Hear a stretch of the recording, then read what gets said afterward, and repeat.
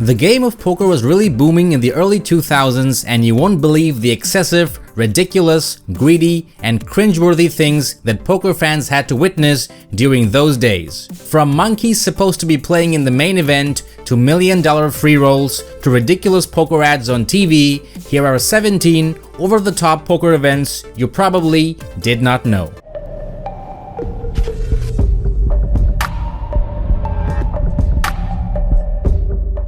Number 1.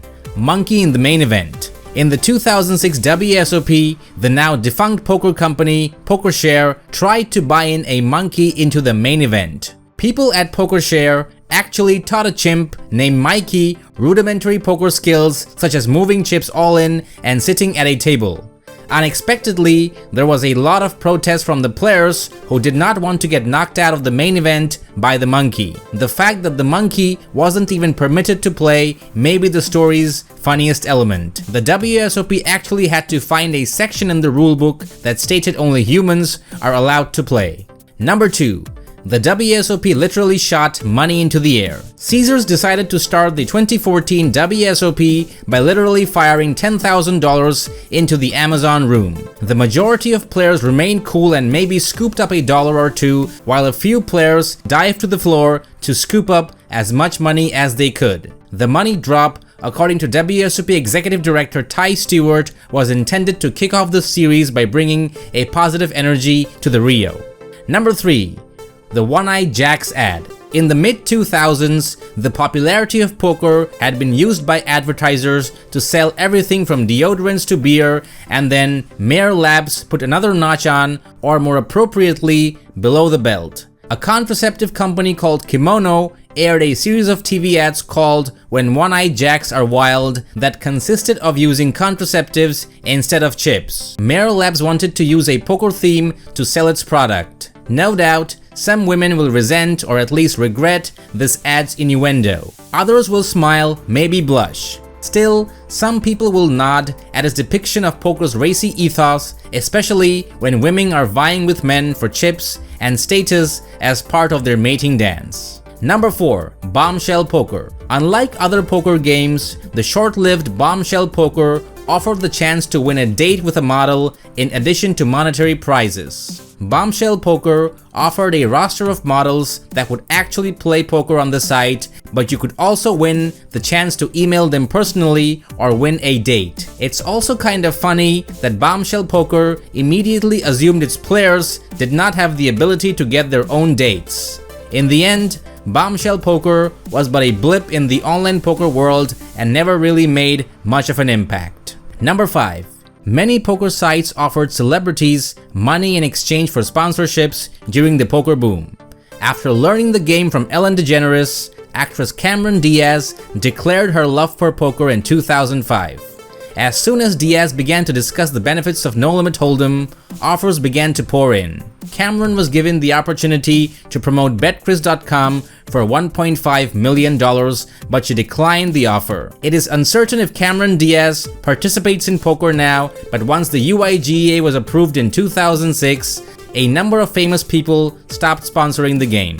Number 6. Party Poker gave Paris Hilton a $200,000 free roll. Midway through the 2000s, Paris Hilton was breaking out and garnering a lot of media attention. She also enjoyed playing a bit of poker, and it was widely said that one time she lost a $200,000 Bentley in a poker game. Party Poker gave Hilton a free roll where she could win the Bentley back if she defeated Mike Sexton in a head-to-head match. Most probably, the match never took place. Apparently, the poker world could not get enough of Hilton, as Cloney Gowan would later challenge the heiress to a $100,000 heads-up challenge. Paris Hilton did not accept, although she did play the WPT Invitational and a few other invite-only tournaments. Number 7. You could have won Mike Tyson's house by playing poker. In 2004, self-made English multimillionaire Dominic Morocco paid $4 million for Mike Tyson's home, but then he decided to offer everyone the chance to win it for free, including Mike Tyson. His idea was to have a huge poker tournament with hundreds of competitors playing to earn their spot at the 6-player final table. 4 of the finalists will be top finishers from the qualifying tournament. The 5th and 6th will be Morocco and Mike Tyson themselves, thus giving Tyson the chance to win his house back. People might think that Dominic may be some kind of crazy English eccentric giving away Tyson's house, but contestants pay thousands of dollars each to enter high-stake poker tournaments, plus there were also rights to a reality TV show based on this. There has been no word since as to whether the show ever came to fruition, and there had been no evidence of it. Number 8. Christian merchandisers made religious poker chips. Even religious groups were trying to get into poker in the mid-2000s. Caruso, an Arkansas-based Christian apparel and gift company, was cashing in on the nationwide poker craze, spreading the gospel with poker chips that had inspirational messages on them like "Jesus went all in for you" and "Call on the name of the Lord." It wasn't clear if they were actually meant for poker playing purposes or were purely decorative. Number 9. Bodog hosted a reality poker show and got sued. Bodog was well known for its extravagant poker promotions, but the iconic Wildcard Poker reality show was the cherry on top. Calvin Ayre, the creator of Bodog, served as the tournament's host on the program, which included both pros and qualifiers. The qualifiers were sent to Antigua for a week of partying while the show was being filmed. In fact, Josh Arya took home $500,000 from the first season of the program. The tale, however, did not have a happy ending since reality TV show creator Babette Papage later sued Bodog on the grounds that it was a knockoff of a program she had created. Number 10. Full Tilt Poker offered a piece of Ivey in the main event. Players had the chance to earn 6% of Phil Ivey at the 2009 WSOP main event final table with this well-known promotion from Full Tilt Poker. It was actually 2 separate contests where one 9-player sit-and-go split a prize pool that was equal to 5% of Ivey's winnings. The winner of the other sit-and-go straight up received 1% of Ivey's overall winnings. That 1% piece may have been worth $85,000 considering that the prize pool for winning the WSOP main event that year was $8.5 million. Instead, Ivey came in 7th place for $3.8 million, earning the fortunate player $38,000. It should be noted that Full Tilt did not actually give away Ivey's winnings. They just matched the value, as he probably would have had something to say about that. Before we continue with this video, give me 20 seconds to let you know that for a limited time, one of Bluff the Spot's coaches, Jimmy Durade, is giving away his guide on how to crush your opponents in 3-bet pots for free. If you're serious about your poker game and want to develop an unfair advantage over your opponents pre-flop and understand how pros really make their pre-flop decisions, I strongly recommend you check it out. The link is in the description. Number 11. All In Energy Drink ran a $500,000 free roll at the WSOP. Before physicians objected to the high levels of sugar and caffeine in them, they were all in the rage in the mid-2000s, and poker is a game that benefits from energy boosts during prolonged sessions. None were bigger at that time than the Johnny Chan-backed All In Energy Drink, which made a serious push for relevancy at the WSOP. At the 2008 WSOP alone, players drank nearly 100,000 cans of All In Energy Drink and over 300,000 bottles of ultra-hydrating purified water. All In Drinks ran a $500,000 free roll during the 2008 WSOP for the top 1,200 loyal customers of its energy drink and bottled water. The tournament ran on July 1st with 26-year-old Miami player Michael Gadjians winning the first prize of $107,000 and a seat in the main event. The energy drink had lured some of the top names in poker to wearing its patches during the tournaments, including Johnny Chan, David Williams, Patrick Antonius, Freddie Deeb, and Annie Duke. Number 12. Pokerstars had a pay-by-poker restaurant. Pokerstars had partnered with London's foodie kings, Johns & Sons, to launch the All In Kitchen, the world's first pay-by-poker restaurant. To celebrate the UK and Ireland poker tour kicking off in London, the All In Kitchen saw diners play poker to determine how much they pay for their meal. Their remaining chip count will determine whether they pay £10, £5, or come up trumps, getting their meals for free on Pokerstars. For 3 days, diners had the opportunity to pay the full £50 per head menu fee or choose to play 3 hands to determine if their meal will be free or merely at a heavy discount. There really was no reason not to play the 3 hands since there is no risk and only gain possible. Number 13. Paradise Poker gave a 1.1 million free roll.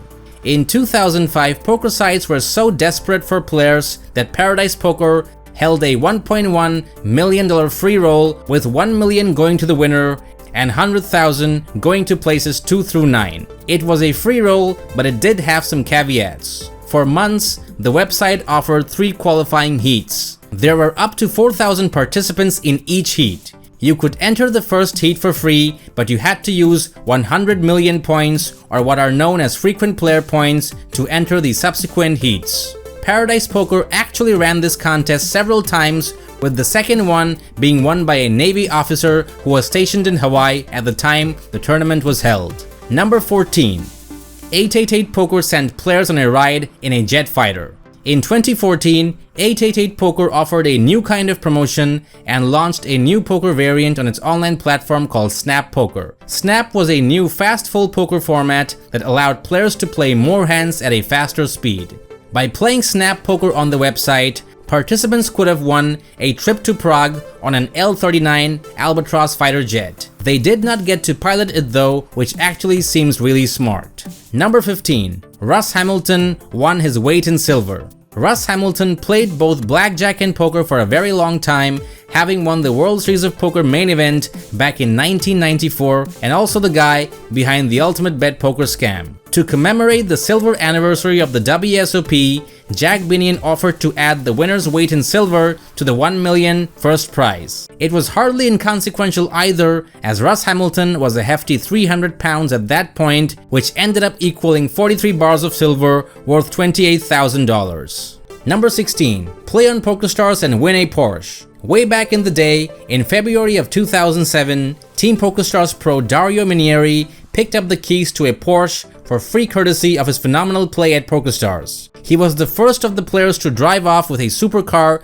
just for playing on the world's most popular online poker site at that time. If you were able to accumulate 3.1 million frequent player points on Pokerstars, you could trade them for a Porsche Cayman S. Since then, a number of players have driven off with a Porsche purely from putting in some serious volume on Pokerstars. At one point, Pokerstars even offered an Aston Martin V8 for players who were able to earn a staggering 5 million frequent player points. And lastly, number 17, Pokerstars was nearly featured in Casino Royale. The Bond franchise has established a wealth of partnerships with luxurious brands over the years. With Casino Royale's poker-driven plot, a number of big poker sites wanted their brand promoted in the movie. What people don't know is that how close Pokerstars came to being one of the official partners of the movie, along with the mainstream sponsors Sony, Aston Martin, Omega, and various others. According to Dan Goleman, one of the earliest marketers with Pokerstars,